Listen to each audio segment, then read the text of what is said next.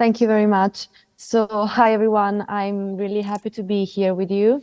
And let's say as a part of Accenture Customer Innovation Network that is commonly known as ACIN.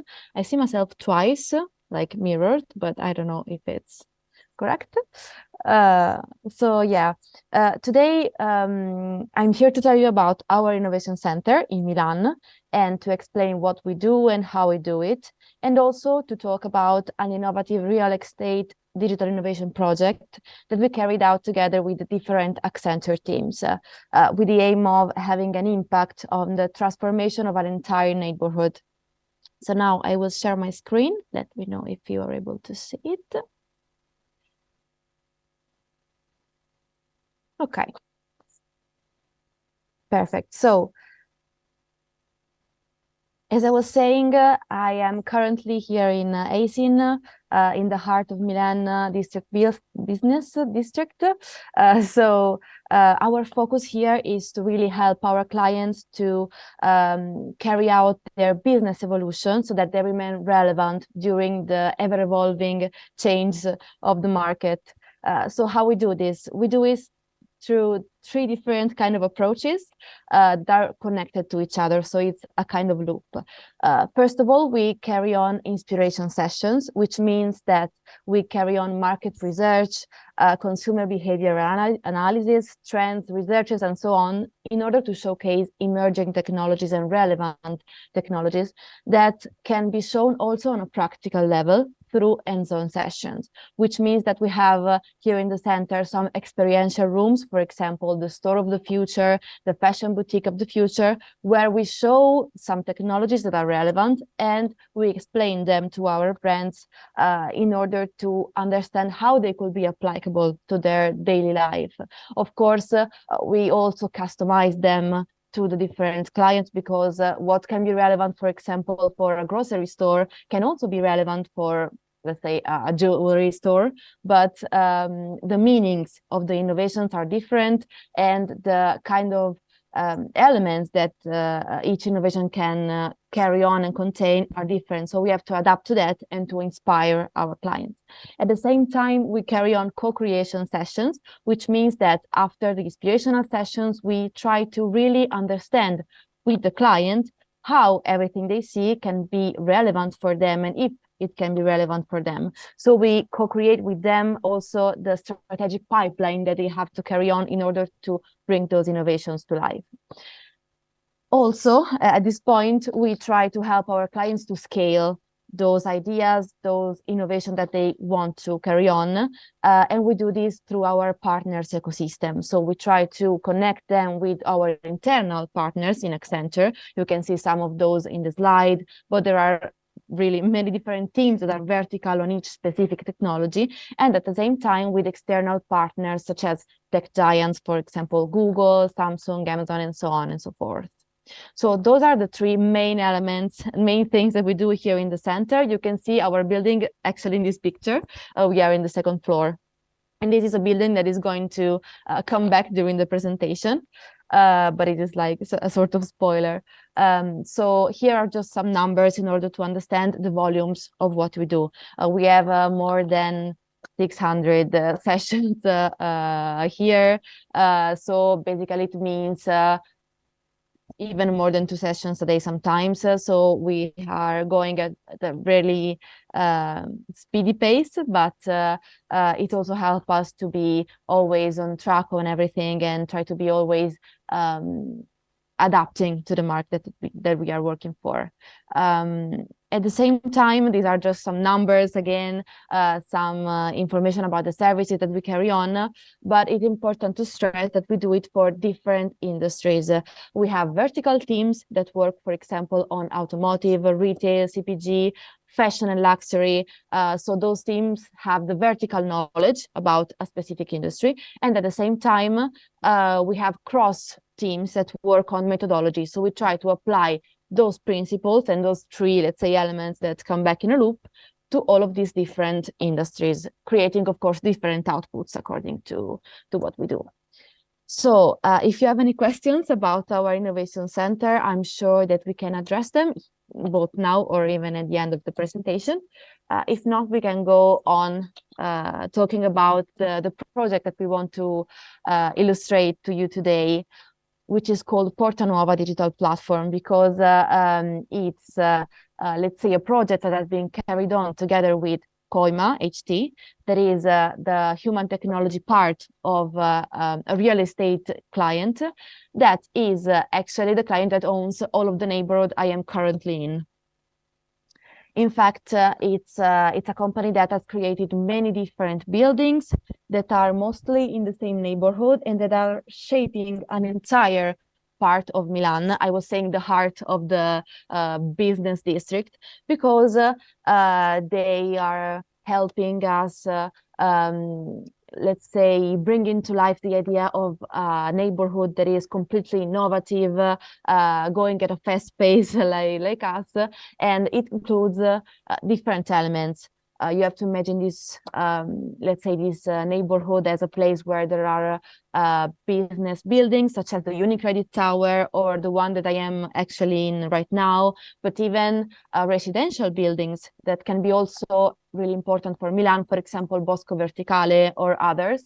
At the same time, is a place where tourists go, because of course it's an attraction for many different reasons. So together with Coima, we tried to create a service that could include all of the different needs that the different people that live this neighborhood can have, which means all of the people that can be around the neighborhood in, they said, a 15 minutes range by foot. So we identified together with Coima 5 core values that delineate the personality of Portanuova. Portanuova is the name of this area in Milan. Of course, all of the people know this place as Portanuova because there is a landmark about that. But Coima tried to shape this neighborhood according to different principles that become our design principles in order to help the client bring to life this idea of having all of the services into a single point of contact and becoming actually the landmark for all of the people living in the neighborhood. So those 5 principles had to be our guide in order to work on this project. First of all, end-to-end responsibility, which means an eye for the sustainability aspect. Coima wanted to be recognized and to carry on some values that could be important for the city as a whole. And sustainability was the first one of them. So everything we did, every service that we try to include in our, you will see it, but in our platform had to be sustainability conscious. At the same time, they wanted to, let's say, have widespread dynamism, which means trying to understand the dynamics of the community of people living in the neighborhood and promoting connection, helping people connect with each other, solve their problems together. At the same time, they wanted to be the ideal, always growing company, always growing environment where innovation is a daily, let's say, a daily practice, something that is embedded in the core of the neighborhood itself. And these will have to be done in different ways. Last but not least, inclusive openness, which means that everything they do, they want to be inclusive for all of the different people that live in the neighborhood.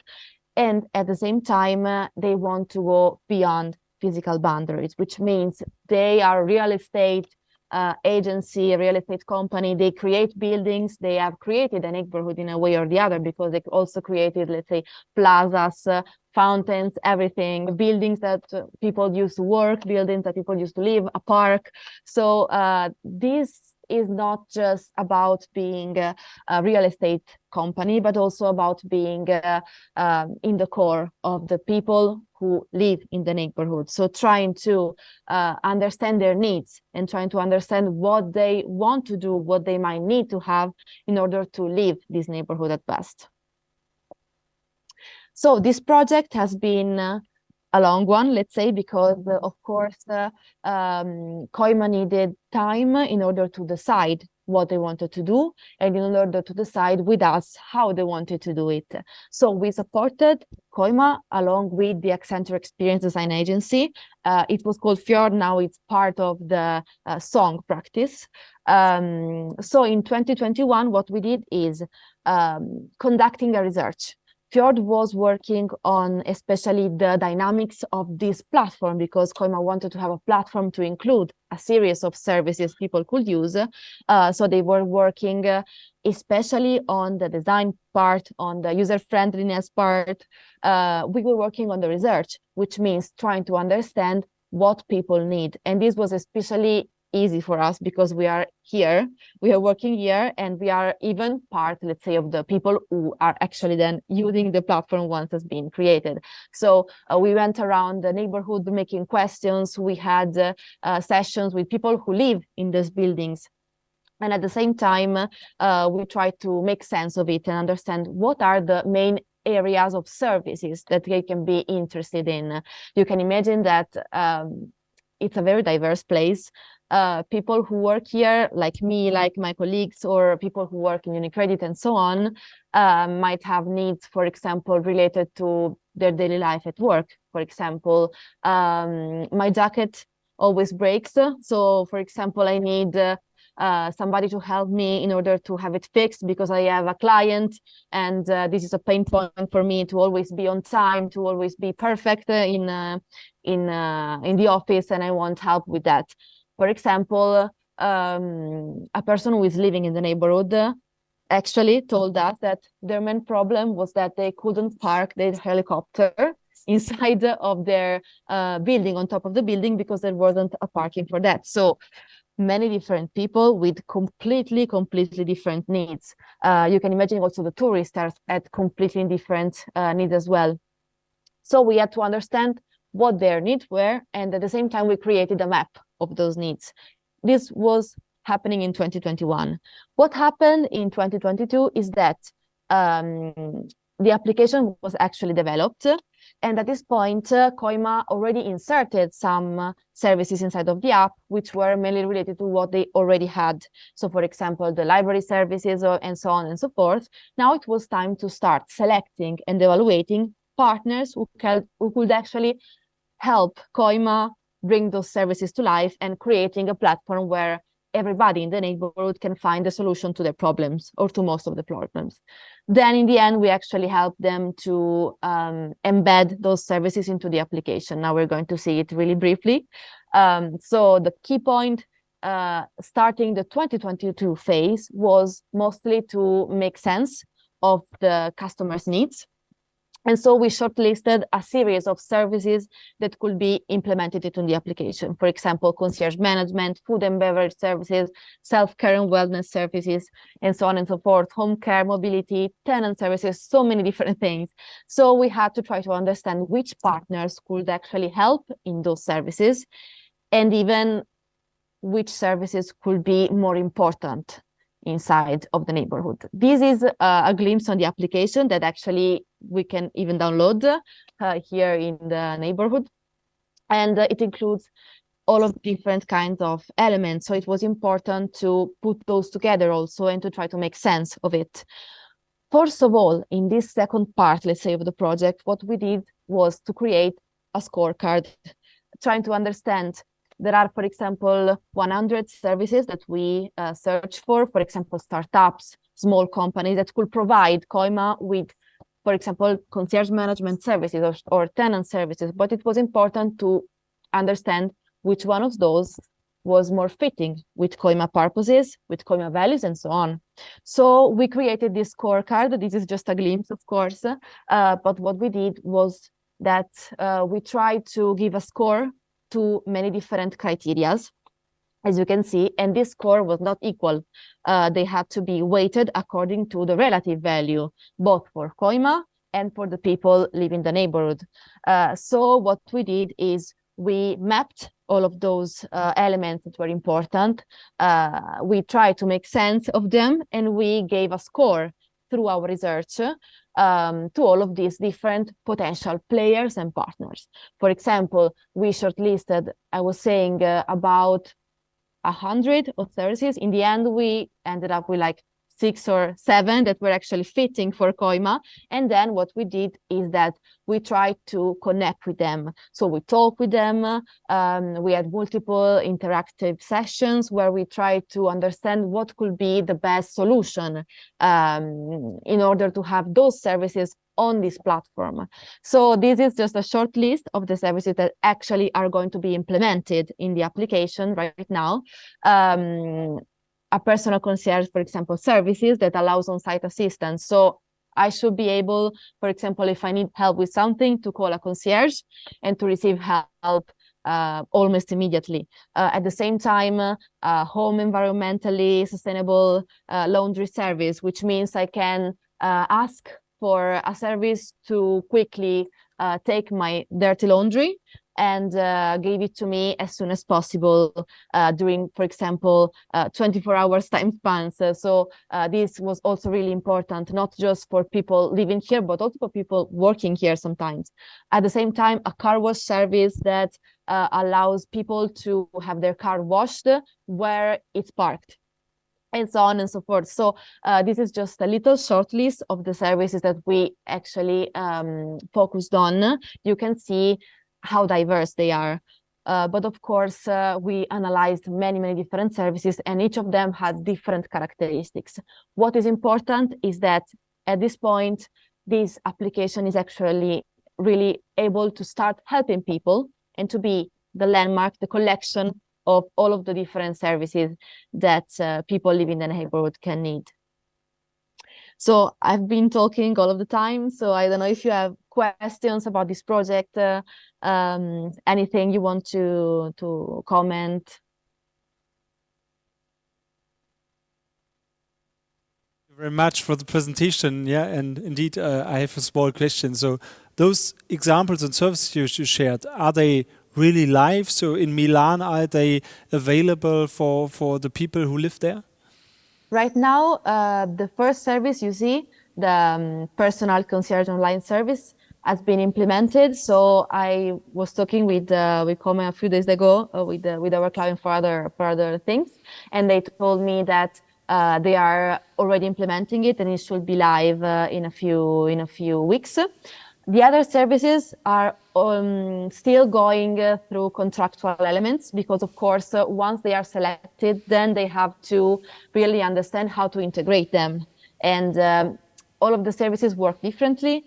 And in the neighborhood, there are already some elements to take into account, but they are on track. So the first one is already going to be implemented. The inspection service is actually already live, and they are implementing a new function, which is going to be an alert button that people can use when they are, let's say, they feel in trouble for any reason. Actually, it's a really secure environment. So it's rare, but it can happen. So it's going to be a security button. If you press it, you're going to have help on site. And about the other services, they are going to be implemented soon. Okay, thank you very much. Very promising, and I'm pretty sure that we here in the rural area can learn a lot from cities like Milan.